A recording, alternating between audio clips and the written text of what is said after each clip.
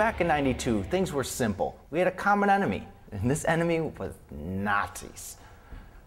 Yeah, those were the good old days. There's no better villain than a Nazi.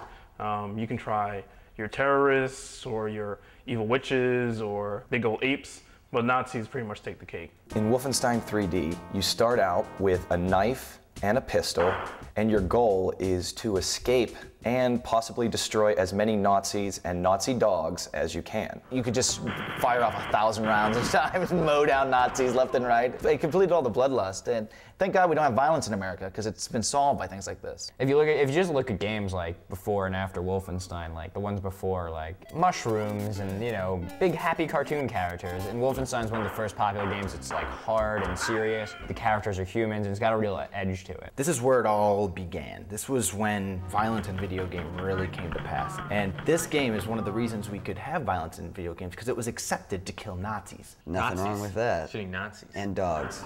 Nazi dogs. Nazi dogs. German dogs. German Nazi dogs. So I think more people were upset, like PETA was probably more upset about the dog killing than they were about people killing Nazis. The thing is about the name Wolfenstein, it originally started with a game on the Apple II.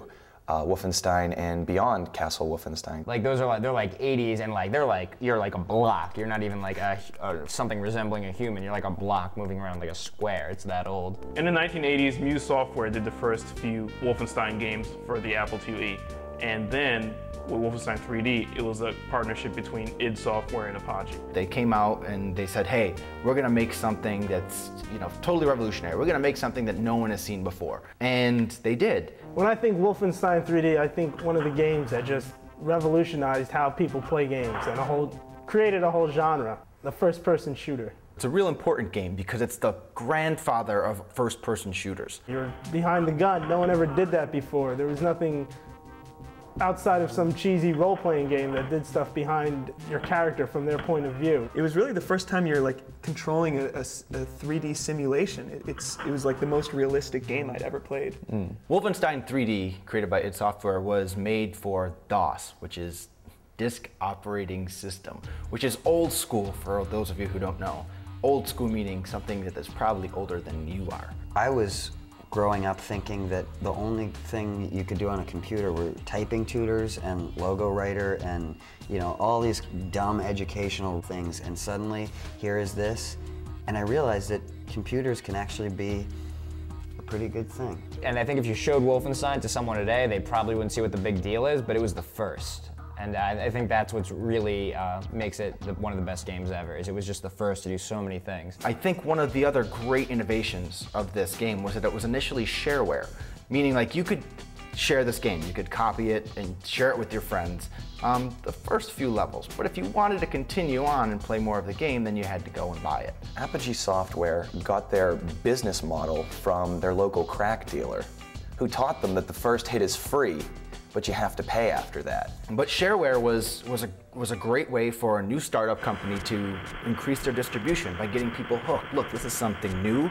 You play this, and you know what? Once you play it, you're never going to be able to put it down. It's still done today, like every major computer game today. They'll still release the first few levels, and today you can get them online. You don't need to like order a disc. But now they're called demos. I still call it shareware, and my kids laugh at me. The hero of Wolfenstein 3D is William B.J. Blazkowicz, Which is the toughest sounding Jewish name I've ever heard, actually.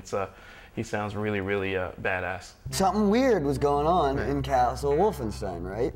So he goes in to infiltrate and gets captured, and then that's the backstory. You were captured, drugged, and they were interrogating you, and then you pulled one of those Jean-Claude Van Damme things and bursted out, and now you've got to escape the castle. It's like just one big-ass compound that ends up running you into Hitler in the end, obviously, because all good Nazi games end in a boss fight with Hitler. The Nazis may have the home court advantage in Wolfenstein 3D, but in my world, behind that monitor, I had a big American flag waving behind me, and proud to be an American blasting over my speakers. You know, the thing about Hitler, fighting Hitler, is he shows up in this kind of like cybernetic body armor, but Hitler still goes down like a big old punk. I don't see why Hitler had to hog the like robot suit, gun and chest technology. Why didn't he give that to his soldiers? Hitler wasn't exactly the best guy. It's weird, because you think if someone was like storming the White House, like I mean, like, Bush doesn't take, like, the super armor. Like, there's other more qualified people who do that. Right. You don't put the president in the robotic super armor. Yeah, it's silly. You surround him Is it with- wrong I compared Hitler to Bush? Can we not air that? It's a little contrived. In 1994, Wolfenstein 3D was actually banned in Germany. The game was actually confiscated in Germany because of all the Nazi propaganda that was in it, which is actually against the law in Germany. Which is weird, because like 50 or 60 years ago, they were into the swastika thing. How can you say swastikas are okay, like in the 40s, and now it's like it's censored and like the government forbids it? Like they're a bunch of Nazis. To keep it real, in Wolfenstein they do a lot of the same thing throughout the game, and one of my favorite things has always been the food. If you got shot, it would decrease your health, but then if you ate food, your health would go back up. They had like plates of chicken legs, but it was literally like a plate and it had like a big chicken leg and some peas on it. Because when I get shot, I get hungry. If you're full, you can just rub the hot food into your wounds, and it's not great, but it'll patch it up if there's nothing better. Better than nothing. The Wolfenstein series is actually a pretty involved series. It started with Wolfenstein 3D, and then the lesser played Spear of Destiny, which was actually a prequel to Wolfenstein 3D. Isn't the Spear of Destiny like based on, well, I guess it's not based on a real thing, but it's based on a real legend that Hitler actually tried to get this magical spear that would grant him powers? That's true. It's true. He actually did that. With Return to Castle Wolfenstein on Xbox, the Wolfenstein series continues on, and story-wise, it kind of picks up along the same timeline as Wolfenstein. But the technology obviously is modern and up to date. It's amazing to see, putting those two side by side and seeing, being able to compare and contrast them, you're gonna come up with some pretty striking differences. One of them being that the newest one looks a hell of a lot better.